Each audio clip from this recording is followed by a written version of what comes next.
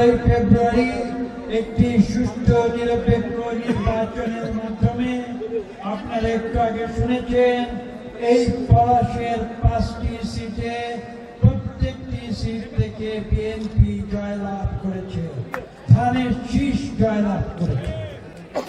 এবং এখানে এই বিএনপিকে মহান আল্লাহ তাআলার রহমতে আমরা নরসিংদীতে পুনঃপ্রতিষ্ঠা করেছি। যেই নরসিংদী থেকে অন্যায়ভাবে বিএনপির উপরে বিভিন্ন রকমের জুলুম, নির্যাতন, মিথ্যা হামলা দিয়ে এই নরসিংদীর রাজনীতিকে আওয়ামী লীগ কলুষিত করে ফেলেছিল।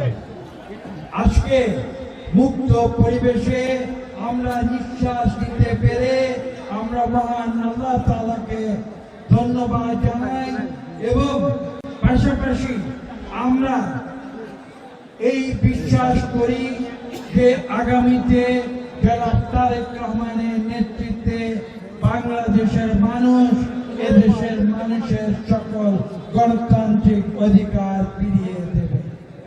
ইতিমধ্যেই আপনারা লক্ষ্য করেছেন যে এই নির্বাচনের ফলশ্রুতিতে এদেশে একটি গণতান্ত্রিক সরকার গঠিত হয়েছে। যে গণতান্ত্রিক সরকার গঠনের মূল উদ্দেশ্য হচ্ছে এদেশের মানুষের কাছে তাদের সকল মৌলিক অধিকার ফিরিয়ে দেওয়া। এই কার্যক্রম ইতিমধ্যে শুরু হয়েছে। কিছুক্ষণ আগে আপনারা জনাব খায়রুল কবির খোকন আপনাদের নির্বাচিত এমপি তার মুখে আমাদের বিএনপির কার্যক্রমের কিছু বর্ণনা শুনেছেন। আপনাদের উদ্দেশ্যে বলতে চাই যে ইনশাআল্লাহ আগামী 5 বছর বিএনপি এই সরকারের দায়িত্ব যখন নিয়েছে তখন তারা বাংলাদেশের সকল মানুষের যে প্রয়োজন, অর্থনৈতিক প্রয়োজন থেকে শুরু করে সামাজিক সুশৃঙ্খলা থেকে শুরু করে এদেশের রাজনৈতিক অধিকার থেকে শুরু করে এদেশের মানুষের মৌলিক অধিকার থেকে শুরু করে তাদের সকল অধিকার পুনঃপ্রতিষ্ঠা করবে। এবং এই উদ্দেশ্যে আমরা রাজনীতি করি। আপনাদের উদ্দেশ্যে স্পষ্ট ভাষায় বলে দিতে চাই, বিএনপি ক্ষমতার জন্য রাজনীতি করে না, বিএনপি রাজনীতি করে জনগণের জন্য। এবং এই জনগণের রাজনীতি যেটা শুরু করেছিলেন শহীদ প্রেসিডেন্ট জিয়াউর রহমান, যিনি বলেছিলেন যে রাজনীতির কোনো অর্থ থাকে না।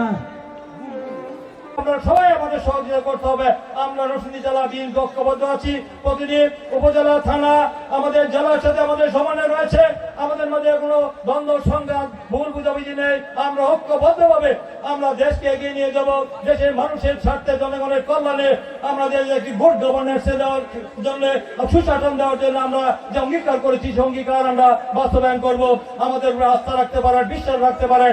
আমরা কথায় আর কাজের সাথে যে কথাগুলি বলেছি, মাদক মুক্ত সমাজ প্রতিষ্ঠা করব, আমরা দুর্নীতি মুক্ত সমাজ প্রতিষ্ঠা করব, চাঁদাবাজ মুক্ত সমাজ প্রতিষ্ঠা করব এবং দুর্নীতি মুক্ত বাংলাদেশ থেকে চিরতরে উৎপাদন করব। এবং আজ বাংলাদেশ থেকে আমরা চাই নরসিংদী জেলা থেকে মাদক চিরতরে নির্মূল করার পদক্ষেপ নিয়েছি। এই ব্যাপারে আমাদেরকে সহযোগিতা করবেন।